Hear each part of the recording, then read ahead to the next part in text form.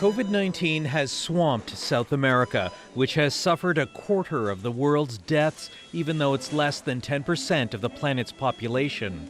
Most Peruvians are unvaccinated, allowing the Lambda variant to spread and take over as the dominant strain in just a few months. That is a early but strong suggestion that this is a more transmissible variant. Otherwise, there is no real way to explain it. And not just because I'm saying this, but because we've seen this pattern before.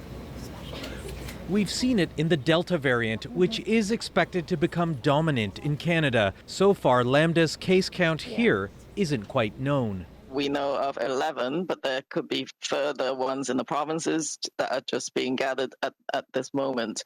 And we don't know the full impact. Scientists do know mutations to the spike protein give variants like Lambda a tactical advantage in attacking our immune systems. But variants also compete with each other for dominance. So that's why we have this period of uncertainty when we start picking up new variants. Ultimately, it depends on what happens in the population. So it's really difficult to predict. Just how much more transmissible Lambda is, and if that translates into more severe illness, is still part of the mystery. I think we've all learned the hard way not to underestimate this virus. I think a lot of people are keeping an eye out for it. Early lab tests suggest the mRNA vaccines offer strong protection against Lambda, though researchers noticed the variant did put up more of a fight than the original virus, and they warn it's only a matter of time before more resistant variants emerge. Vic Adopia, CBC News, Toronto. So it's pretty clear, even when you think the pandemic is waning, you can't ever let your guard down completely, right? So let's try to understand this a little bit better with infectious diseases specialist Dr. Alex Wong. So Dr. Wong, first question, is Lambda fundamentally different from anything we've seen? Like if we assume the worst, that it's here, it is spreading, should we be taking different precautions?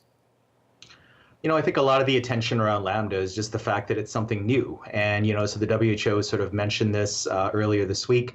It's not fundamentally different, we don't think, than Delta. We don't believe or have any reason to believe that it's any worse or, you know, more transmissible or more deadly than Delta.